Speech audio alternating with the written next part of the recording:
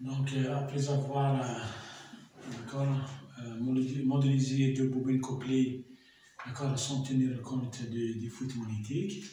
Donc, on va tenir compte, maintenant, on va considérer les fluides magnétiques, d'accord. Donc, côté primaire, d'accord, on a le flux propre, flux prime,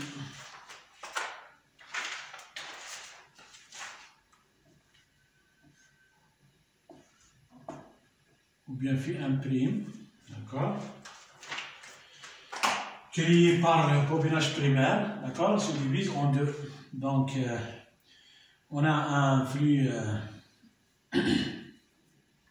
qui est canalisé par le circuit magnétique et un flux de fluide, ça veut dire que c'est des lignes de champ qui se referment dans l'air, d'accord, et ne vont pas contribuer à la conversion d'énergie. C'est pour cela qu'on dit que c'est des fluides magnétiques. Côté secondaire, c'est pareil, donc on verra par la suite, d'accord. Donc, le circuit magnétique qui canalise le flux fait donc a une réluctance R, et celui des lignes de fluide, donc a une résistance RFA. Donc ça c'est côté primaire, d'accord. Donc on alimente le bobinage primaire par une tension U1, d'accord. Donc les N1 spire vont être parcourus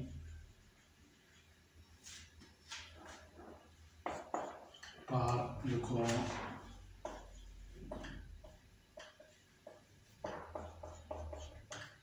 E1, d'accord.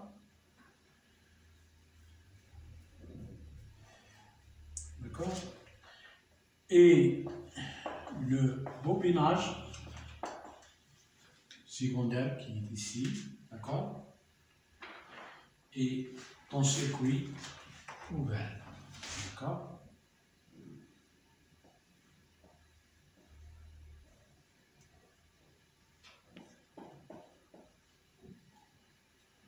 Ça veut dire que I2 égale 0,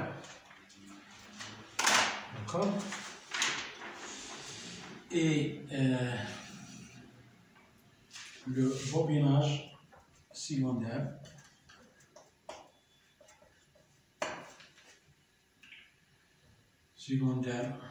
formé de N2 spire est en circuit ouvert.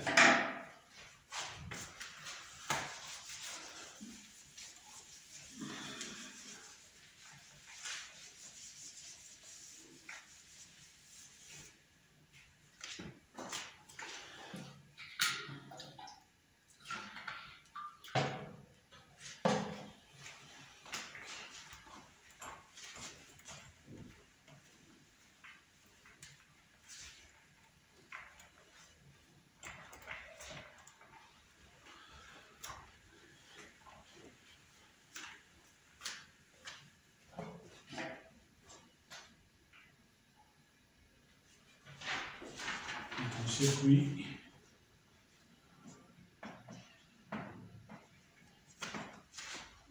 ouvert.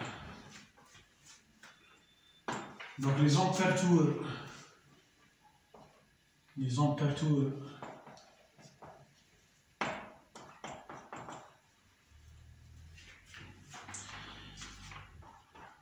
N1 et 1, on dit les ampères-tours bien FMM, d'accord. Du bobinage primaire crée le flux propre puis imprimé. Donc celui-là. D'accord? Bien ici. D'accord? Puis imprimé de cet environnement.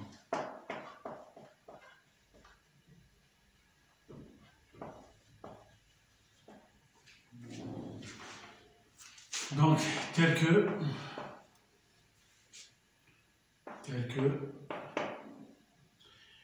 phi 1 prime égale à phi 1 plus phi F1. D'accord?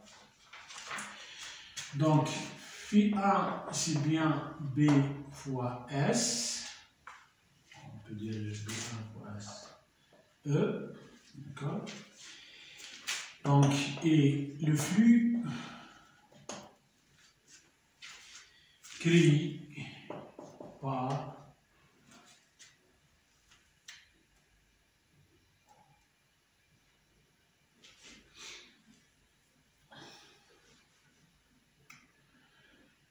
donc le flux A et le flux créé par le bobinage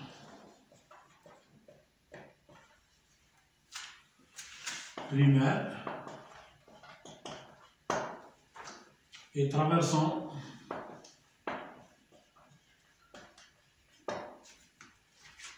le bobinage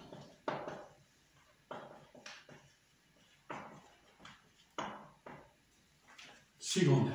Bon, c'est un flux qui va, c'est celui-là qui va être converti par la suite par la loi de Lenz-Faraday à une tension I2,0. D'accord? Donc, ce flux, il est bien sûr canalisé. Il est canalisé par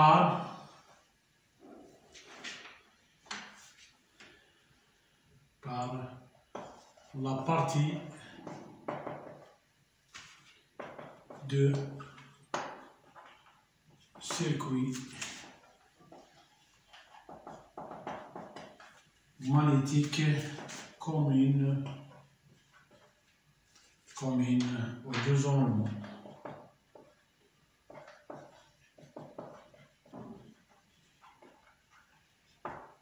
Aux deux enroulements et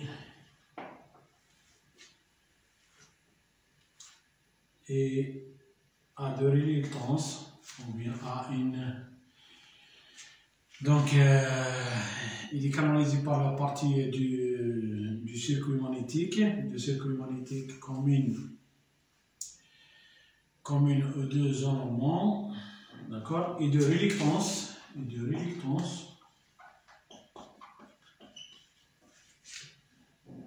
magnétique R.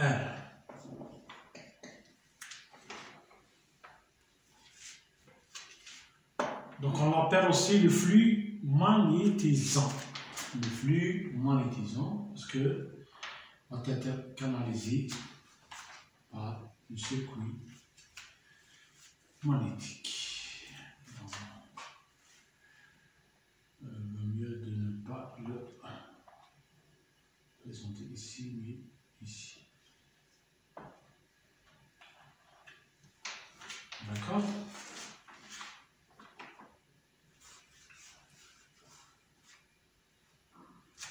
Bien ici.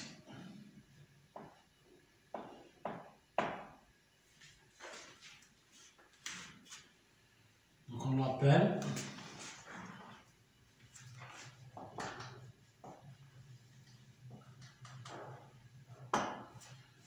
c'est le flux magnétisant.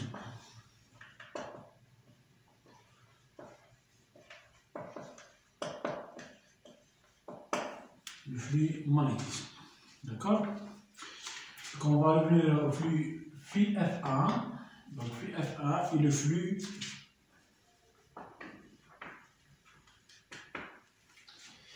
créé, toujours créé par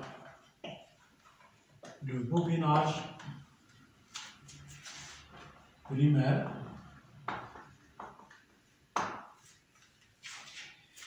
et ne traversant pas le bobinage secondaire. Ça veut dire, donc il ne va pas contribuer à la conversion d'énergie et donc pour nous c'est du fluide. D'accord? Donc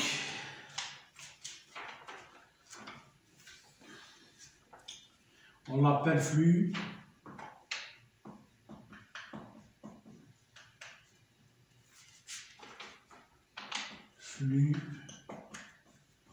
de fuite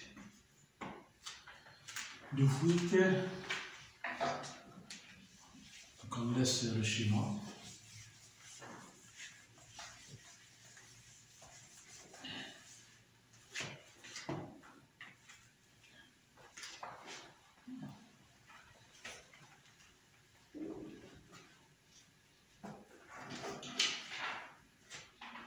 Donc flux on l'appelle flux de fuite du bobinage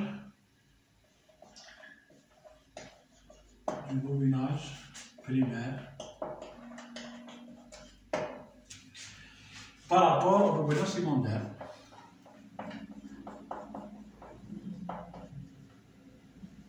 Au bobinage secondaire.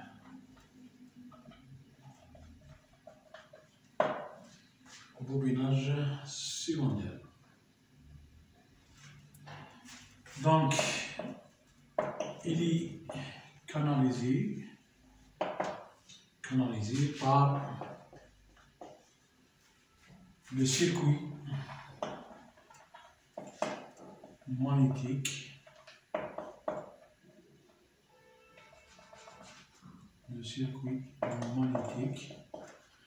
Bien sûr, c'est de l'air. D'accord? L'air. D'accord? De réluctance.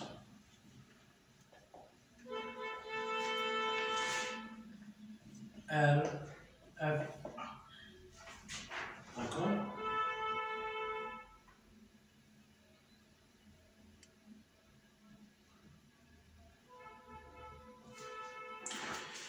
Donc, vu du bobinage primaire, le circuit magnétique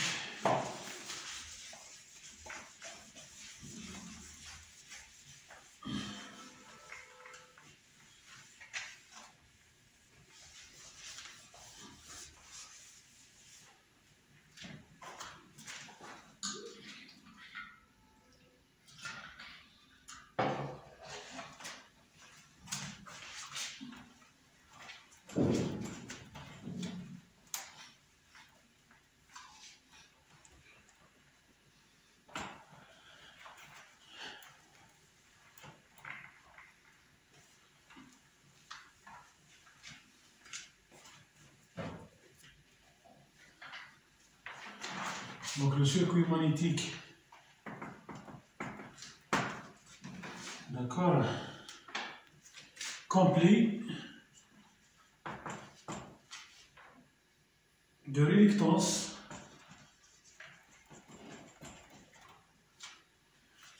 quand R1 donc apparaît comme la mise en parallèle de deux circuits magnétiques en parallèle de deux circuits magnétiques, d'accord, Donc l'un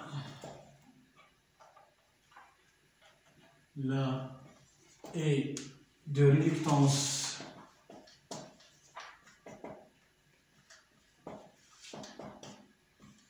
R et l'autre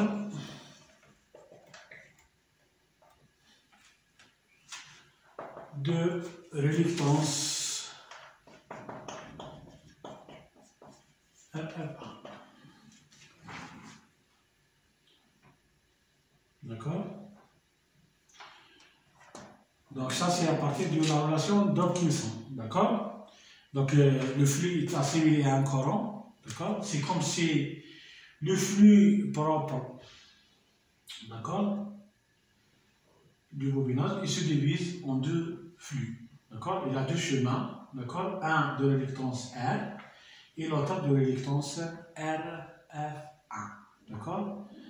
Donc, en analogie avec l'électricité, c'est comme si on a un courant donc qui tourne en deux, d'accord, et se divise en deux courants, d'accord. Ça veut dire qu'on a deux résistances électriques en parallèle. Ici, pareil, on a deux résistances magnétiques en parallèle, d'accord. Donc, on peut facilement démontrer ça. Donc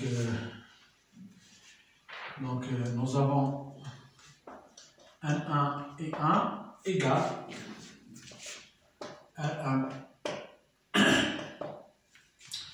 fois Φ1 prime, d'accord, égale à R fois Φ1, qui est égal à RF1 fois Φf1. Donc ça s'appelle relation d'Hopkinson.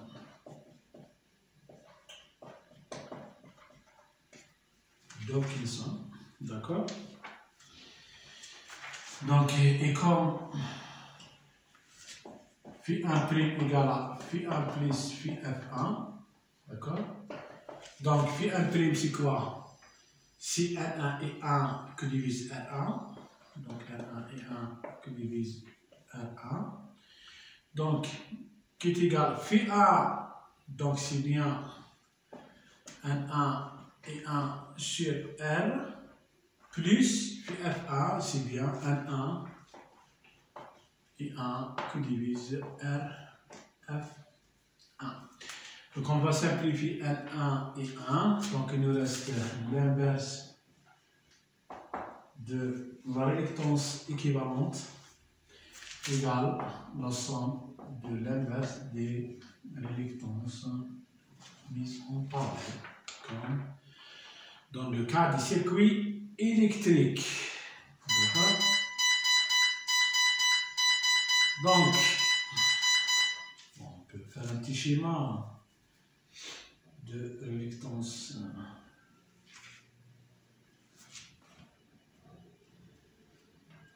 Donc, on a les effets même N1 et 1, ou bien les amplitudes, d'accord? Donc, on a un flux Φ1 propre créé par le bobinage primaire. Donc, il trouve deux chemins. Donc, un de réductance R, donc, traversé par le flux Φ1, flux magnétisant, et l'autre se referme dans l'air, du fluide, donc avec un flux de fluide Φf1 et de la réductance RF1. D'accord? Et donc, ça, c'est équivalent de ça. Donc, on a liaison perturbe N1 et 1. Et la réductance équivalente, c'est bien R1. D'accord? Donc, on peut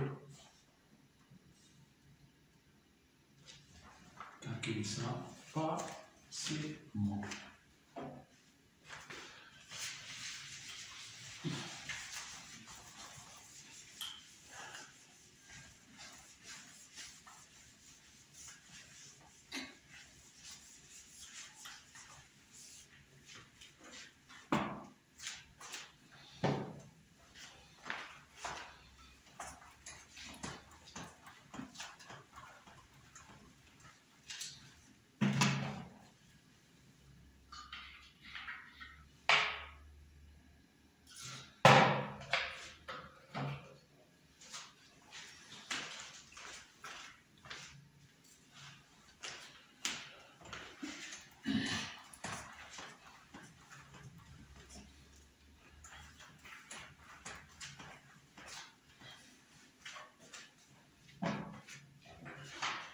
Donc pour les inductances,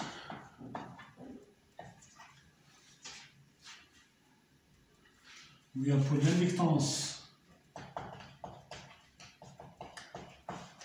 propre du bobinage primaire, d'accord? Donc on a donc Φ1' égale à Φ1 plus Φf1. Donc si on multiplie par le nombre de spires N1, donc N1 Φ1' égale à N1 Φ1 plus N1 fois Φf1. Donc ça c'est bien le flux propre vu par la bobine, Φ1'. Ça c'est le flux vu par le bobinage primaire mais canalisé par le circuit magnétique. Et celui-là c'est le flux de fuite, donc vu par le bobinage primaire, toujours. D'accord? Donc ça égale à l'inductance propre fois le courant, et 1, donc qui est égal à l'inductance principale ou bien magnétisante fois le courant, et 1, plus, donc ça c'est l'inductance de fuite partielle côté primaire fois I1, donc on simplifie le courant I1, donc on aura L1 égale à L'1 plus L'1. Donc on va essayer d'encadrer cette relation, très importante. Donc on a dit que L1 qui est égal à N1 au carré sur la réactance R1, bon, ça c'est la réactance équivalente. Donc ça s'appelle inductance propre du bobinage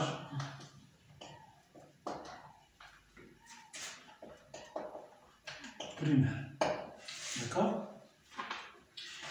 Np1, c'est bien N1 au carré sur la réactance R. Donc, et l'inductance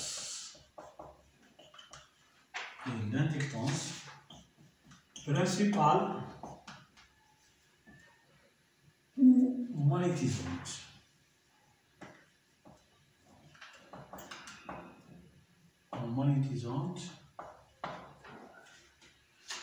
Du bobinage primaire.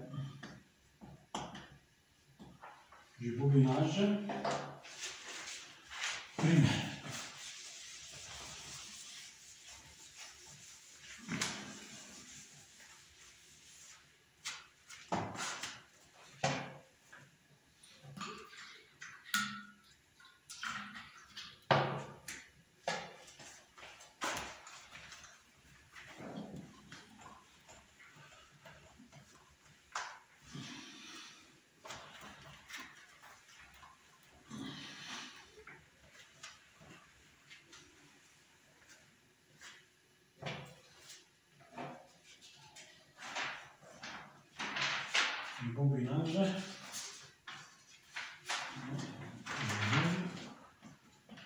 primaire. D'accord? Bon, LF1 qui est égal à N1 au carré sur RF1. D'accord? Donc ça s'appelle l'inductance de fuite partielle du bobinage primaire. L'inductance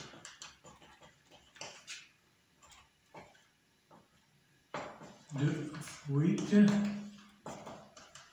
partielle du bobinage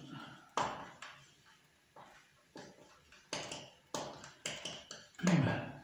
D'accord? Donc n'oubliez pas que aussi avec R égale à 1 sur mu L sur longueur moyenne sur la section du cycle magnétique S. D'accord?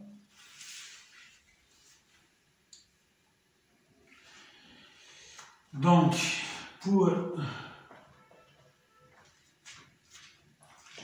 l'inductance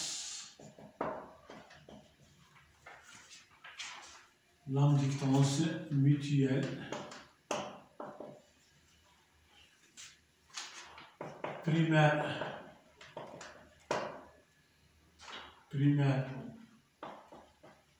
secondaire reste toujours la même. Donc M12 égale M égale à N1, N2 que divise la résultance. D'accord? Donc, c'est très simple. Pourquoi ici, dans la mutuelle, on ne considère pas les fluides? Parce que, donc, la mutuelle, ça veut dire que c'est le flux créé par le primaire et vu par le secondaire. Ça veut dire, donc, elle a une relation avec le flux magnétisant. D'accord? Avec le flux magnétisant, ça veut dire canalisé dans le circuit magnétique. D'accord? Donc, les fluides magnétiques ils sont considérés dans l'inductance, d'accord? Et pas dans la mutuelle. D'accord? C'est pour cela qu'elle reste toujours la même. D'accord? Donc, pour quantifier ou bien pour bien modéliser les fluides, d'accord? Donc, on va introduire des grandeurs, d'accord? Qui nous indiquent, d'accord? Ou bien pour quantifier ces fluides, d'accord? Donc, un de ces grandeurs, c'est le coefficient de fluide de Wilkinson, d'accord? Donc, on appelle le coefficient de fluide de Wilkinson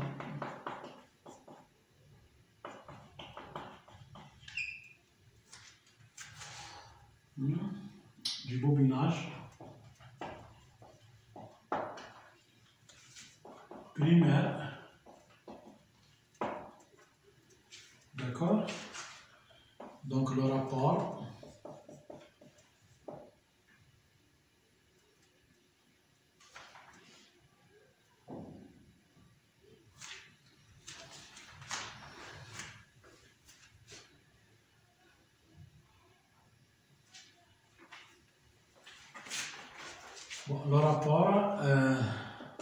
lambda 1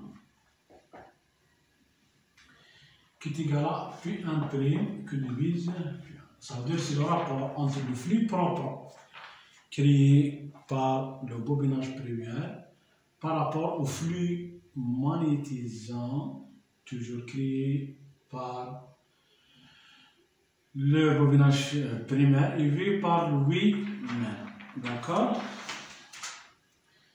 Donc, et ça égale à L1 et 1 que divise LP1 et 1. Donc, est égal à L1 sur LP1. Donc, il faut remarquer ce coefficient est supérieur ou égal à 1. D'accord? Est supérieur ou égal à 1. D'accord?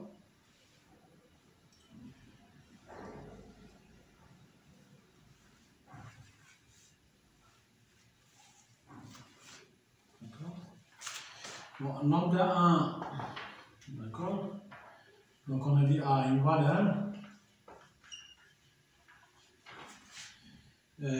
valeur numérique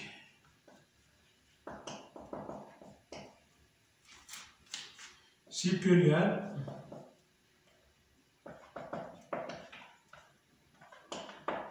à l'unité.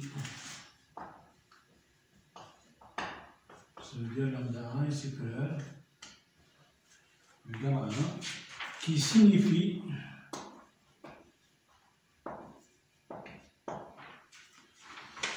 que l'inductance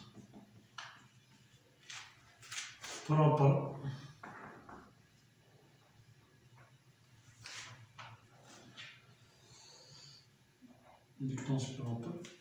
d'accord, est supérieure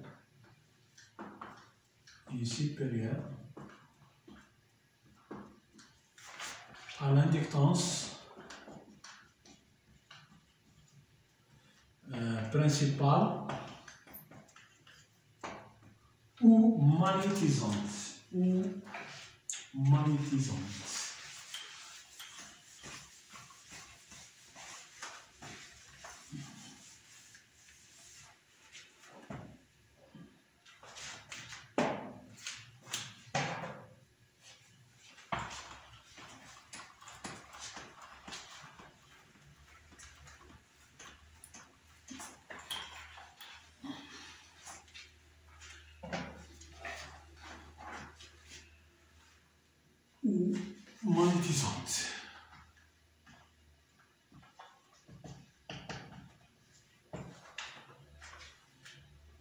À cause du fuite. Des fuites. D'accord? Donc, on peut calculer facilement l'inductance magnétisante ou bien principale. Par contre, ce qu'on mesure, généralement en pratique, on mesure l'inductance propre. D'accord? Et celle-là, elle tient compte des fuites magnétiques. D'accord? Donc, et c'est pour cela, donc on trouve que ce rapport lambda 1 qui est égal à L1 sur LP1, donc il est supérieur à 1. D'accord? Donc, lambda 1 qui est égal à L1 sur LP1, donc on peut l'écrire aussi L1 sur L1 moins LF1. Donc, avec LP1 est égal à L1 moins LF1. D'accord? Donc, on peut dire aussi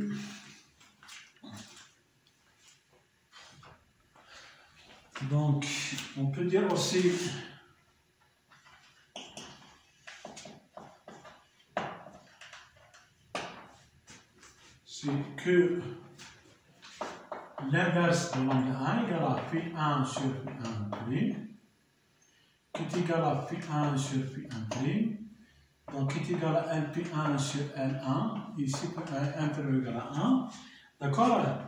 Et le rendement magnétique du bobinage primaire, d'accord? Et, d'accord? 1 sur lambda 1, et le rendement magnétique du bobinage